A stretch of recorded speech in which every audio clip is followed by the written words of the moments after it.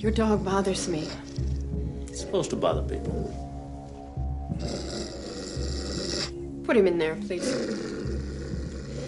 No.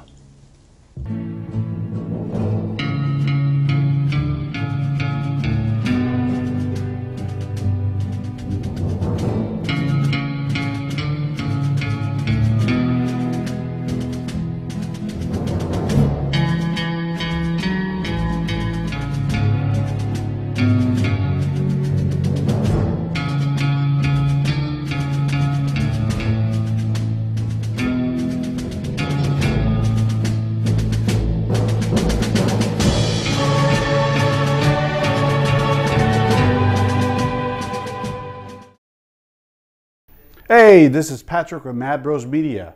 I'm here at Crypticon 2015, and I'm excited because I'm here with one of the legends of film, Ted White. How you doing today?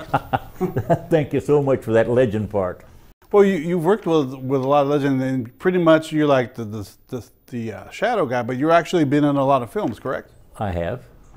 You worked like a stuntman for like John Wayne and Rock Hudson and Lee Marvin. No, never. No? That Lee Marvin, Okay. I don't know how that ever got in there. Oh, but, okay. No. See, that's the mistake of IDMB now. So remember that when you read about Ted White. But I was in the Marine Corps with Lee Marvin. Oh, okay. That's where they got confused. But I never doubled him. I worked with several shows with him, but I never doubled him. Okay. And Gable and Wayne for nearly 40 years with both of them. Wow. Well, tell us how you got started in working as a stuntman and in film. Yeah. Well, I was in the Marine Corps, and I was in the 4th Marine Division, and I was in combat in South Pacific, and I had several pieces of cement and several pieces of shrapnel in both my legs, and they had taken me to the Naval Hospital in San Diego, and these pieces would start working out of my legs, and they would make small incisions and pull them out, and then I'd go back home, and I wasn't on active duty. And maybe 2 or 3 months later, I'd have to go back, and they were getting ready to shoot. I'm trying to think of Wayne's movie now about Iwo Jima. I can't even remember the name of it. But they came down to the Naval Hospital and wanted to know if they had any walking wounded Marines that was on Iwo Jima. And they said, yeah, we have 2. And they went to me and talked to me about it and said, they'd like to have you come up and look at what they're shooting and see if it's technically right, certain parts. And so I agreed to go. In that time, I met Wayne and became friends with him. Later on, I went back to Texas where I lived and came back about 6 months later to get the little operation on both legs, and went up to see Wayne, and he was doing a film in town. And his Backjack was the name of his company, and at that time his oldest son Michael was the executive producer of the company. And he's since passed away. I went out to watch where the picture was being made and saw these stuntmen working, and Wayne said, well, you ought to get in the business, Ted. And I said, well, you know, that's not me. I haven't never done that kind of stuff, and I'm going back to Texas and ranching, probably. Yeah.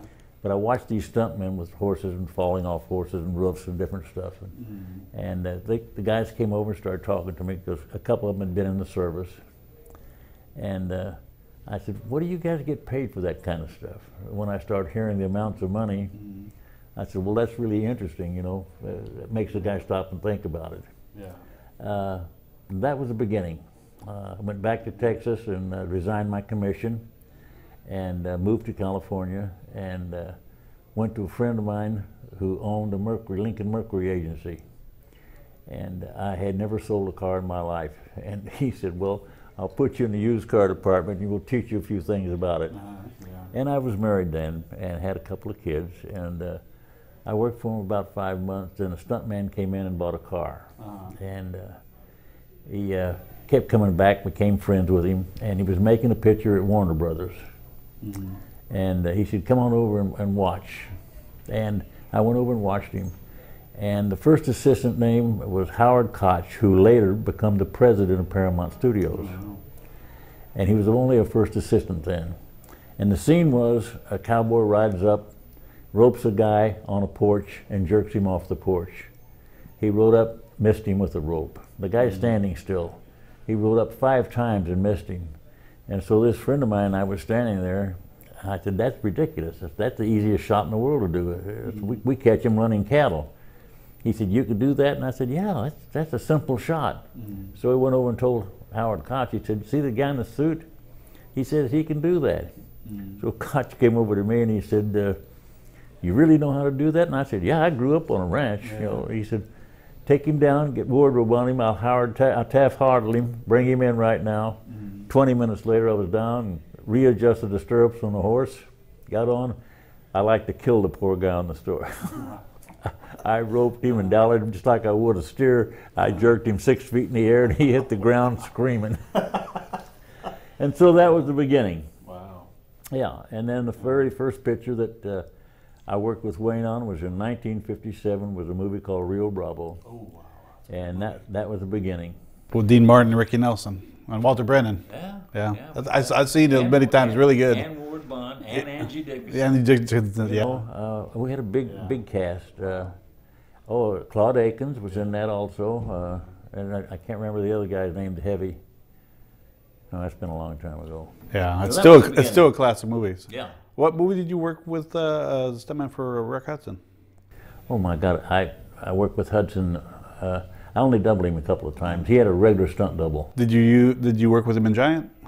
Yes, I did. Good. I did. Because that's one of my favorites of Rock Hudson. The problem with in Giant, the fight that was supposed to take place in the restaurant, well, the restaurant they picked to begin with, when they went to shoot there, they couldn't because the owner said, we're painting, and I've already signed a contract with the painters. I have to. So they went to another one, and it was so small, there was no way we could put a double in there. So what we did, we used a rock, and I showed him take the 2 punches, but he never even hit. The guy hit him once, he went back, hit the jukebox, the fight was over with. Oh, yeah. So that was it. Yeah, because he looked like he really took the punch, too, in that scene. But believe it or not, he was a rough and tumble guy. I worked with him on several shows, and he never failed to, he never called for a stuntman to double him. I mean, most of the times, and the studio also have some in there to double him. They don't want to get him hurt. But if it wasn't saying that he thought he could do, he'd say, well, I can do this without getting hurt. And he did it. So he was a lot tougher than people thought. Yeah, wow. Because I think you would think because he's so handsome, you would have a stuntman just in case so it wouldn't ruin his good looks. We did a stunt show with him, and he did some real, very, very good stuff. He was a lot of man. He really was. And Wayne worked with him. He and Wayne did a feature together. I think so, yeah. Oh, I know so. Or mustache, I remember. Yeah. I remember what that was. And they got along. And they got along very well. The only problem was Rock Hudson was an inch taller than Wayne. Oh wow. It wasn't good. So he wanted to be like the tall one, Rock Hudson. Yeah. So you worked in many films and TV. What role do you think would be your favorite? You would say. For me? Yeah, for you. As an actor? Yeah. Or a TV show or a movie. Well, I did several parts. In Against All Odds, I had a very nice part with Jeff Bridges. Also in Starman with Jeff Bridges. Yeah, we were watching that the other day. I said, there he is. It's like bingo. I did, yeah. Yeah, that's the famous scene right there. I actually did 4 in a row with him. I did. I think Tron. Tron's the other one. Tron. I did Tron first, then Cutter's Way, then Against All Odds, and then Starman. And there's another nice guy. Yeah. And a real trooper. Yeah. That came to my next question. What was it like working with Jeff Bridges? A wonderful man. Yeah. But a funny story. We were on the set of Starman in Tennessee, and we're about 15, 20 miles out of town at a bus stop. They had a restaurant as well. And both of us had scenes there. Yeah. But while we were sitting outside in a chair, there were several newspaper men there from town, and they were interviewing Jeff, talking to him, and they called Jeff for a shot, and they said, well, they told these newspaper guys, said, talk to Ted, he just finished doing the show. So they came over to me and said, what'd you do, Ted? And I said, well, it wasn't much. And he said, well, what was it? I said, a movie called Friday the 13th. Friday the 13th, what'd you do? I said, I was a guy called Jason. Well, they put that in the paper. The next day we came out at 7 o'clock in the evening again. The parking lot was packed. Wow. Wow. And as we rode in, I said, Jeff, your hand's going to go crippled. Look at all these people. You're going to be signing autographs till you're blue. And as we're rolling in, they start hollering, where's Jason? Where's Jason? He said, who in the world is Jason? I said, that's me. He said, what do you mean? I said, I was Jason in this little scary movie. But that shows you that, you know, the horror movie at that day and time was very big, like it is today as well. But yeah, working with Bridges was wonderful, and he was a great guy. Yeah. So working on a lot of stunts, was there ever maybe a stunt where you said, no, that's too scary for me to do? Well, sure. Yeah. You kidding? Yeah. There's several times that you back away, and you know, when you do a stunt, there's got to be two ways to do it. You know, and you got to have an out. You can't go in there blind and not have any way to get out of it if you get in a jam. There's only one stunt that I ever did that there was no way out of it, and that was on a movie called Hatari that we did in Africa with John Wayne. I don't know if you ever saw it or not. I've seen pieces of Well, the very opening of the show, Bruce Cabot's riding in a Jeep and a rhino gores him through the leg. Well, that was me. And that was, we were in Ngorongoro Crater, and that rhino was about a 2,000-pound rhino. And when we shot it the first time, I had another stuntman with me, but there were just two of us on the movie. And Paul Helmick was our second unit director, and he said, you're going to have Kerry, and that's the other stuntman I brought, he'd do the driving for you, because I'm in the passenger seat. That's the side that gets gored.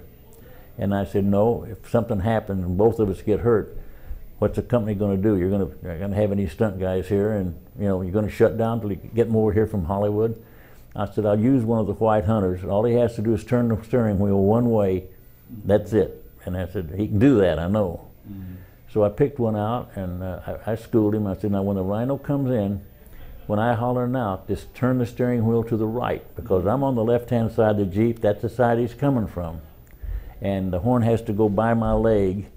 And what they do, well, you know how they do that, don't you? Yeah. They sand your pants down, put the squib underneath it, and put a plate over your leg, and you've got a little detonation there that blows it up. And they run the wire up, put it in your sleeve, and you got a button on your hand. So when the horn comes by, you pop that button, it blows the blood up and goes all over the rhino, and well, that's what's supposed to happen. Yeah. Well, when we shot it, as soon as the rhino sees the Jeep, he comes right to it. Yeah. And as he was making the charge in, and he was just going down, coming up with the horn, I said, now, he turned the wheel to the left and started to the right, and he turned us into the rhino. It went under the left seat of and flipped it in the air. And both of us went flying out. And the Jeep was on its side, and a couple of the natives and some other guys got out and pushed the Jeep back over on its wheel. And Paul Helmick said, well, that's a wrap for today. He said, that scared everybody to death. I bet, especially back in that day. I said, Paul, I've been over here now for 2.5 months, and I've been waking up at nights, nightmares about this shot, because I knew I had to do it. And I said, I don't want to go home and try to go to sleep tonight and know that I have to do it again. I want to get the Jeep started and do the shot again. And I said, we'll find the rhino, and I know he'll charge. And he said, if you really want to do it again, we will. So we did it again the second time, and we got it. But that's the only time that I had no way. And of course, the guy made the turn the wrong way. Had he not have done that, the shot would have been perfect the first time. But if you see the movie, you'll see the horn go right by the leg. It looks exactly like he gored him. You've been known as one of the best Jasons. A lot of people say, oh, you were the best Jason in the Friday 13th series. I don't know about that. Well, a lot of people have said it. So there was something I was reading too. Something about the character you didn't like. It said it made you feel uneasy. Why did it make you feel uneasy? Well, it wasn't that I felt uneasy. It's just that I have 2 sons, grown sons, and at that time they had boys that were 10 and 12 years old, and 1 daughter, and I didn't want their kids to see me doing this, knowing that I was doing the killing and stuff. And it's not a proper thing for the kids to see Grandpa doing it. But they wouldn't know because it was just a mask. Well, I know, but they know that I'm behind the mask. It's the same thing, and that's why I turned it down to begin with. So how did they persuade you the money? Because I know when someone is like, They say, "Well, you're really good. We want you to be a Jason." You know, they'll stay here. Some more money, more money. Is that how they did it? No. How did they persuade you to finally get you to the? They didn't persuade me. Oh, okay. I went home after I refused to do it, and a friend that works at the studio and actually was a prop man on that show called me up and said, "I hear you in today and read for a part." And I told him, and he said, "What was it?" And I said, "Jason." And he said, "What happened?" I said, "I turned it down." And he said, "Well, you shouldn't have, because you're going to be on hold for 6 weeks. They got to make a plaster cast of your face, your chest, and everything. Well, when you're on hold in the motion picture business, you're on full salary." So I said, I called him back and I said, "Well, I'm really not that busy. I think I'll go ahead and take it." So that's how it happened. Okay, cool. Yeah, yeah. Cool. All right. Well, last question is like, let me see how I can word it. Well, you've made a lot of movies. You've done a lot of stunts. You actually had a really, really good life. Am I right? How do you want to be remembered? How do I want to be remembered? You still seem pretty youthful for your age. So how old am I? I know that you're probably in your mid-80s. I think I read that. No, you're wrong. Oh. I'm 89. 89, wow. Well, since you're 89, you probably live to be 100, I think, or more. Yeah, no, seriously, there's people that are like younger than you and they're just fading. And then there's people like you that's still got it. I tell you, I'm pushing for 90. So what's the secret for? I wish I had a secret for longevity, but I really don't, other than maybe an Italian wife that feeds me properly, That's you know. And I take pretty good care of myself. I go to the gym 3 times a week. Oh, see, that's what we got to do. But a very light workout. I don't, no more weights or anything like that. I'm just too old for it. Wow.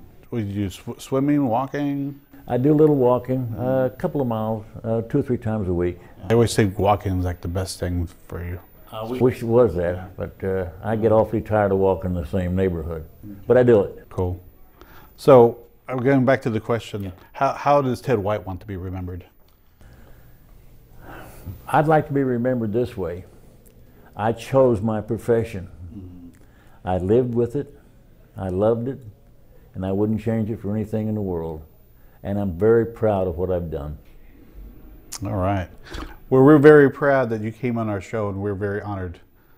So I'd like to thank you, Mr. Ted White. This has been Patrick with Mad Rose Media at Crypticon 2015.